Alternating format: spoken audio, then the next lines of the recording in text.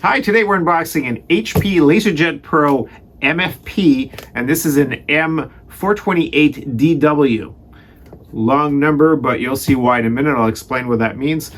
So this is basically an all-in-one type of printer for the home, small office. It's great because it does scanning. You can use it as a photocopier. Of course, you can print to it as a printer.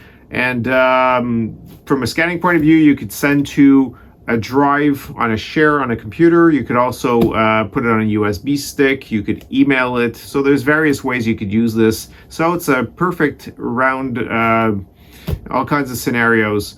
So let's take a look at what's in the box, and let's talk about some of the features it has as well.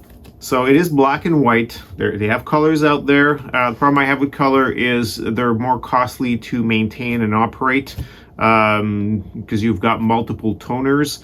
I definitely recommend going with laser rather than going with inkjet. Just depends on usage, of course. If you're going to be doing photography and that sort of thing, perhaps inkjet is better suited for you. For general business use, I think toner, it doesn't really go bad when it sits in the toner, so you can not print for weeks on end and still get printing done, you know, a couple of months later, for example, as an inkjet might dry out. I've had issues with Epsons and with other brands before where you use it sporadically, and every time you go to use it, the darn ink has dried up, and so all kinds of problems. So let's go ahead and open this humongous box. So what you're going to find are a few compartments in here. It's very hard to show. Let's see. So the first one is going to be literally a USB and a power cable. So really there's a bit of documentation. There's like a little poster kind of document in here that you can take out, and it really just shows you how to unbox it.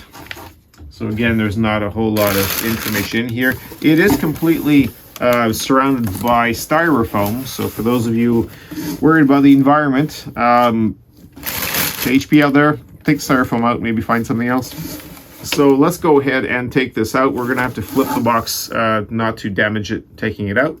Now everything that has a red piece of plastic you need to remove. So that's how we're gonna prepare it. And basically what you'll see is a lot of the doors that would open have this red plastic on them. So all the sides, and we'll show you in a minute what the back looks like. So we can take this off as well. This is the scanner end, so we're going to take this off as well. And it's always nice when you have something brand new because you know there's no dust or anything else in the unit. It's got to be pretty perfect scans right from the get-go. So we'll take out the plastic on top.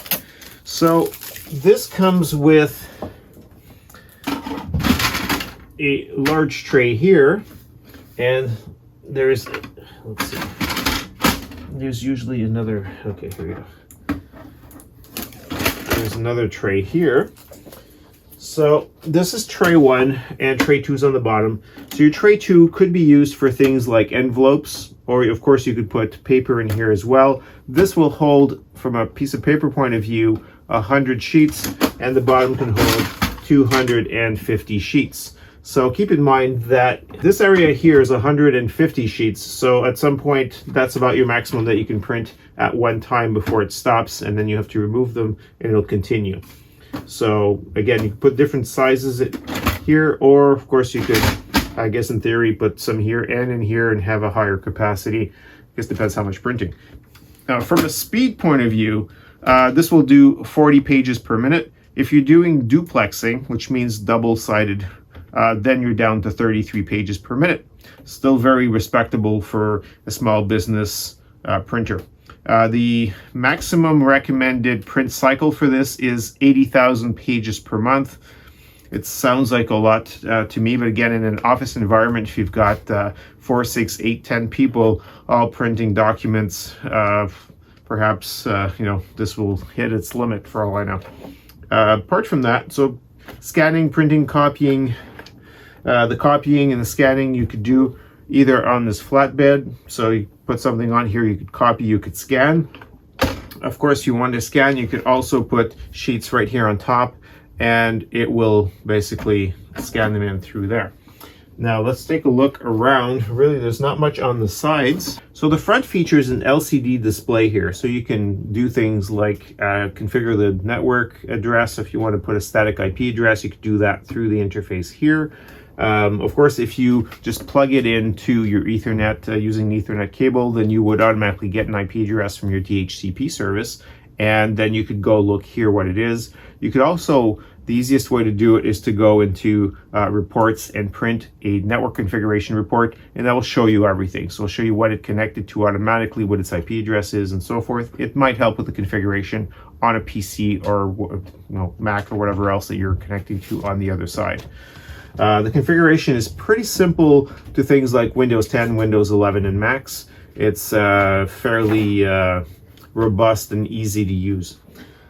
So the only button really on the front, apart from what you can touch here on the touch screen, is the power button.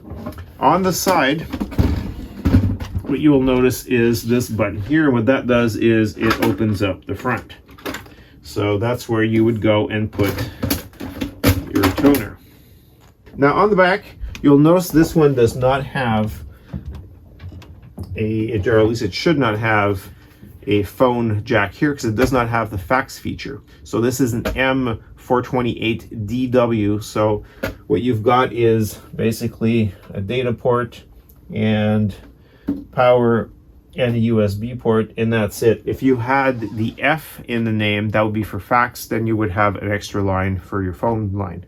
Very few people use faxes, hopefully by now. Just scan it in, send it by email. A lot simpler than faxes. The other side really has nothing. The resolution of the scanning is 3600 by 600 dpi, so it's pretty decent for a small scanner slash printer. And that's about it. So you set this up and you can use it from Apple devices, you can use it from Windows devices and Linux as well. So this Hewlett-Packard will be a great addition to your small office or your home office. I'm Bob Pellerin, CTOBOB. Hope you enjoyed this video. You can always leave us a note below. You can visit us at www.ctobob.com. And please watch our other videos. Give us a thumbs up if you enjoyed this one. Consider subscribing. And of course, we'll see you in the next video. Thanks for watching.